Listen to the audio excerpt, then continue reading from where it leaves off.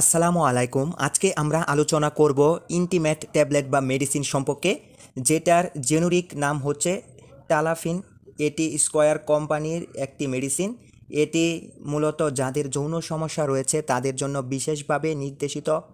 এটি সম্পর্কে আলোচনা করব, কে, কেন, কিভাবে, কখন খাবেন, খাবার নিয়ম, দাম ইত্যাদি সব কিছু সম্পর্কে বলে দেব। আপনারা দেখছেন মেডি এক্সপ্রেস মানে মেডিসিন এক্সপ্রেস। মেডিসিন সংক্রান্ত আলোচনা নিয়মিত পেতে চ্যানেলটি সাবস্ক্রাইব করে রাখতে পারেন।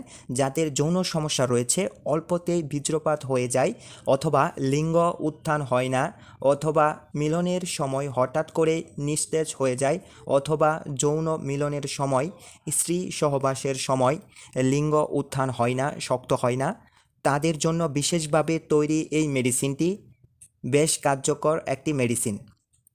ইন্টিমেট ট্যাবলেটটি 4টি ক্যাটাগরিতে পাওয়া যায়, যেমন ইন্টিমেট 2.5, ইন্টিমেট 5, ইন্টিমেট 10 এবং ইন্টিমেট 20 mg।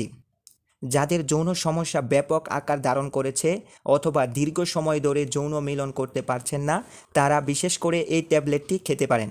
ইন্টিমেট 10 বিশেষ করে সবচেয়ে বেশি প্রচলিত, তবে সমস্যার প্রকৃতি নির্ধারণ করে ইন্টিমেট 20 পর্যন্ত দেওয়া যায়।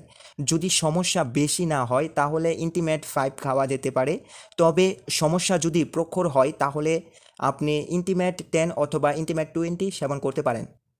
ইন্টিমেট 5, 10, 20 নিয়মিতভাবে খাওয়া যায়, তাতে কোনো সমস্যা নেই। এটি খাওয়ার নিয়ম: ইন্টিমেট ট্যাবলেটটি যদি আপনি যৌন মিলন করার জন্য মনস্থির করেন তাহলে যৌন মিলনের অথবা স্ত্রী সহবাসের 30 মিনিট অথবা 40 মিনিট পূর্বে খেতে হবে।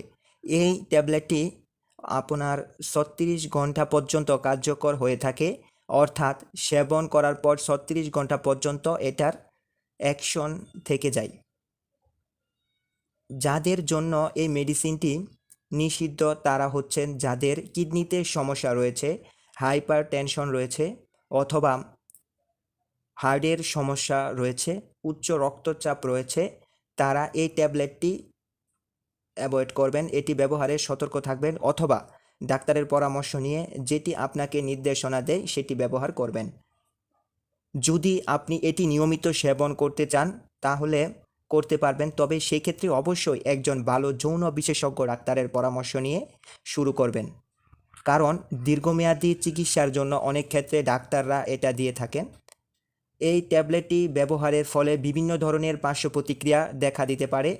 যদি তেমনটা হয় তাহলে অবশ্যই এটি ব্যবহার থেকে বিরত থাকতে হবে, যেমন শরীর ব্যথা হতে পারে, অতিরিক্ত মাথা ব্যথা হতে পারে, উচ্চ রক্তচাপ সৃষ্টি হতে পারে।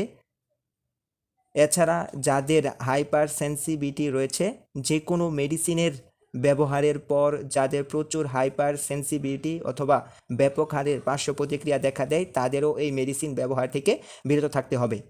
ভিডিওটি শেষ করতে চাচ্ছি, শেষ করার আগে বলবো, যে কোনো মেডিসিন ব্যবহার করার পূর্বে একজন ভালো স্বাস্থ্যকর্মী অথবা ফার্মাসিস্ট কিংবা ডাক্তারের পরামর্শ নিয়ে তারপরে সেবন করবেন। নিজে নিজে অথবা অনলাইন থেকে দেখে অথবা বন্ধুর পরামর্শ নিয়ে কোনো মেডিসিন গ্রহণ করা থেকে বিরত থাকাই বুদ্ধিমানের কাজ।